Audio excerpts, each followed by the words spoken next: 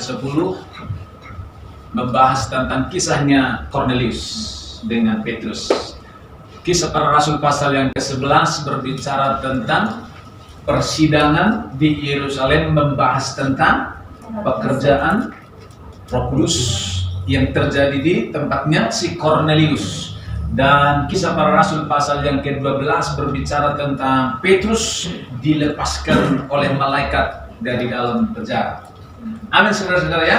Sampai hari ini kita melihat saudara-saudara dari pasal 1 sampai pasal yang ke-12 bagaimana Roh Kudus terus bekerja dari waktu ke waktu, dari hari ke hari, bahkan sampai hari ini Roh Kudus yang sama adalah Roh Kudus yang sanggup membebaskan dan menolong kita semua. Amin. Amin ya. Pasal yang ke-10, saudara membaca tadi di sana Petrus dengan Kornelius. Kornelius dia adalah seorang Yunani.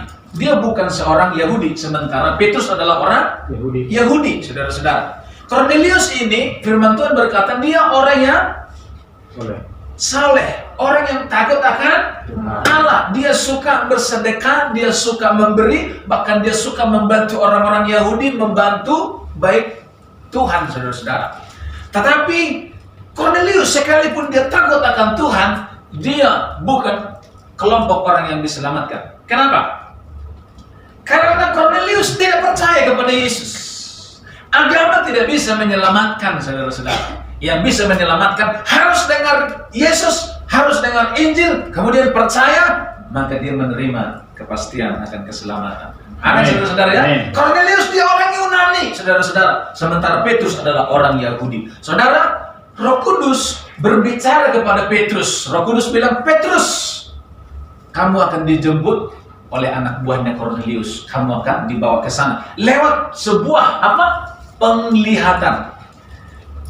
Petrus melihat penglihatan tentang makanan binatang, saudara-saudara. Petrus berkata, jangan Tuhan, itu haram. Lalu Tuhan bilang, jangan bilang haram. Apa yang aku katakan halal, kamu tidak boleh bilang haram. Ini bukan bicara tentang makanan, saudara-saudara, tetapi Roh Kudus memberikan gambaran kepada Petrus, gambarannya tentang makanan. Sebenarnya Tuhan sedang berbicara kepada Petrus tentang jiwa-jiwa. Engkau tidak boleh bilang bahwa Kornelius orang Yunani itu haram, karena Petrus selama ini orang Yahudi, dia fanatik dengan keyahudiannya.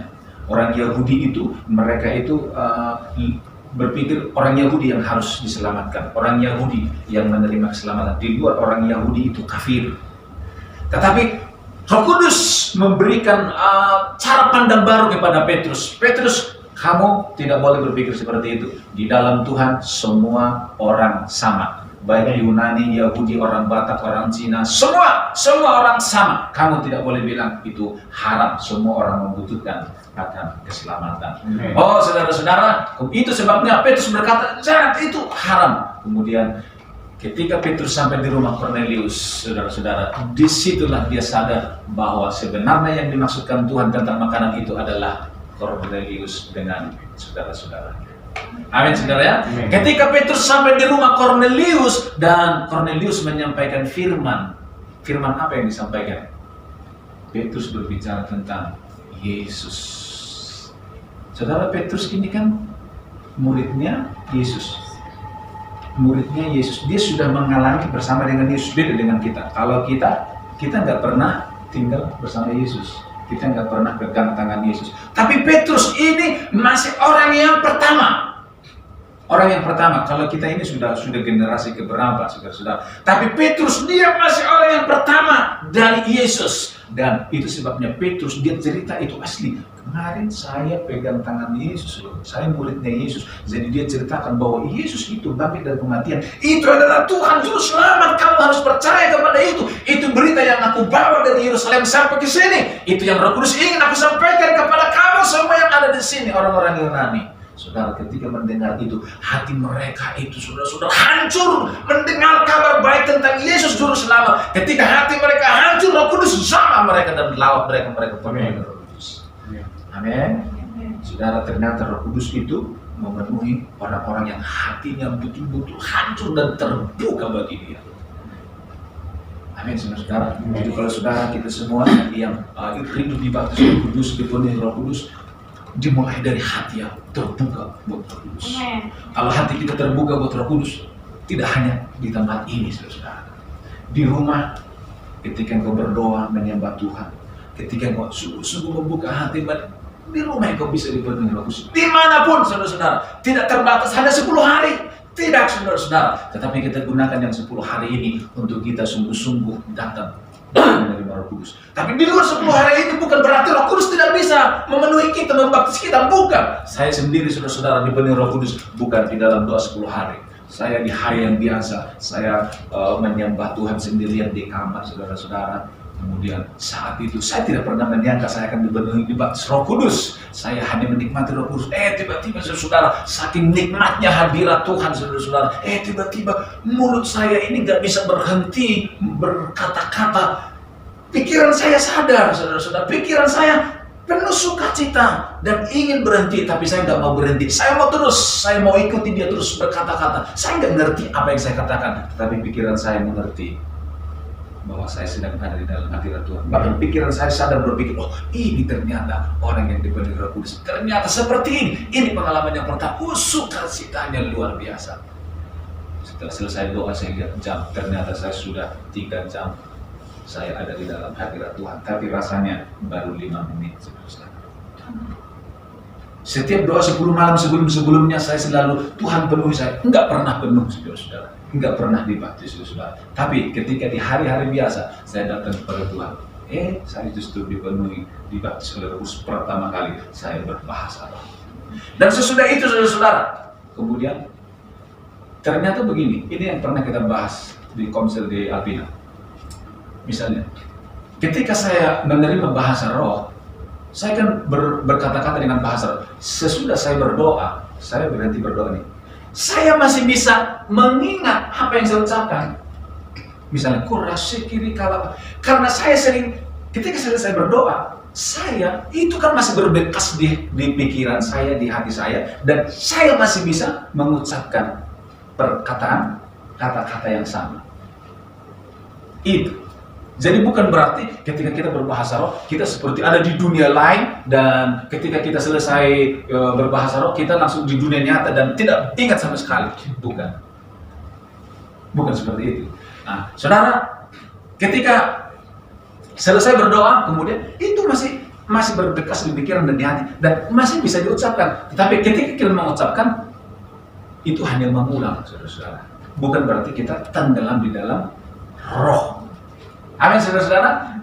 Ini saudara-saudara. Kemudian ketika kita berdoa seperti ini, ketika pikiran kita fokus, hati kita fokus, maka kita gampang untuk disetrum oleh Roh Kudus. Penghalang utama itu adalah pikiran. Penghalang utama itu pikiran.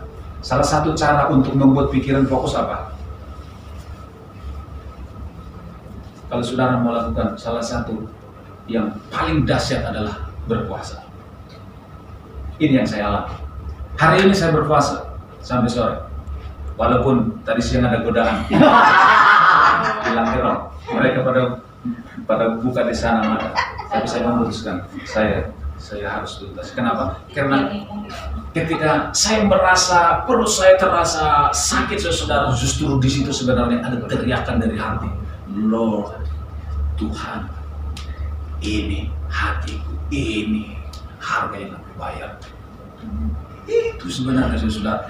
Ketika kita berpuasa sebenarnya tanpa kita sadari, pikiran kita ini kita sedang kita sedang luruskan sama Yesus.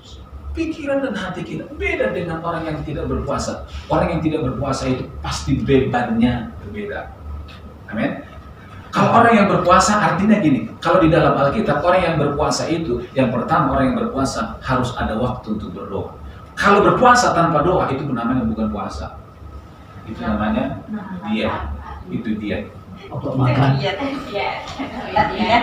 Jadi kalau berpuasa harus disertai doa. Jadi kita kan kadang sore jam 3, jam 4 kita berbuka puasa. Jadi sebelum berbuka kami di rumah jam 2 sampai jam jam 1, jam 12 sampai jam 2 kita harus doa. Sebelum berbuka kita harus berdoa supaya puasa kita tidak sia-sia.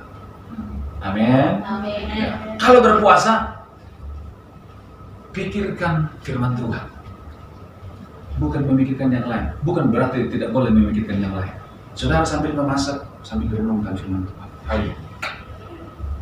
Iya.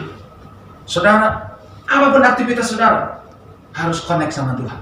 Harus connect sama Tuhan. Beda dengan ketika saudara tidak berpuasa. Kalau saudara tidak berpuasa, saudara bebas mau ngapain dan memikirkan apa. Tetapi ketika berpuasa, itu artinya kita sedang, hari ini, hari untuk Tuhan. Saya sedang berpuasa. Saya sedang kendalikan hati dan pikiran, seluruh hidup saya hanya untuk Tuhan. Dan ketika menyembah Tuhan, rasanya beda. Untuk masuk dalam hadirat Tuhan itu rasanya langsung masuk, saudara.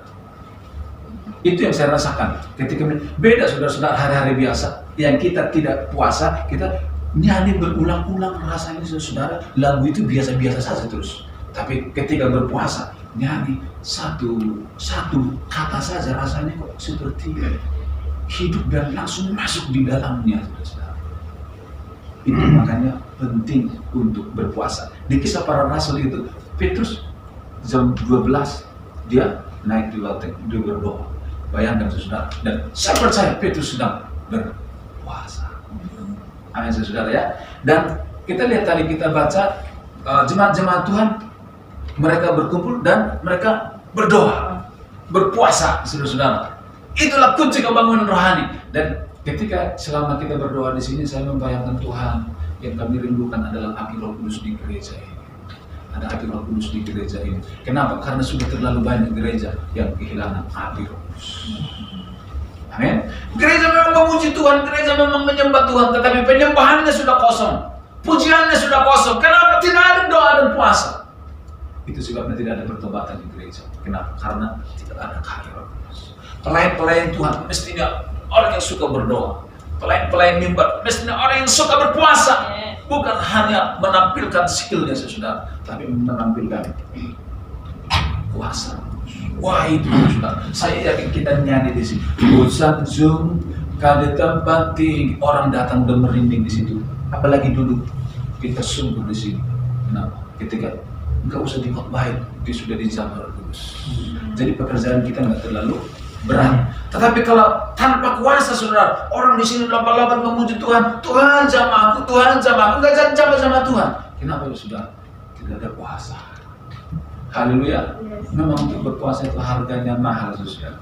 Kita pernah mencoba untuk setiap awal bulan puasa, ya toh. Tapi memang godaannya, tantangannya berat. Kalau doa 10 hari seperti ini, saudara kan bisa datang loh. Selama 10 hari saudara bisa memutuskan untuk datang setiap hari. Kenapa? Kalau saudara bayangkan setiap bulan, dalam setiap bulan 3 hari saja dalam sebulan, di awal bulan puasa, saya yakin gereja kita ini beda. Rasanya di sini pasti beda, saudara-saudara. Itu yang terjadi di Kisah Para Rasul, dan itu bisa terjadi sampai hari ini.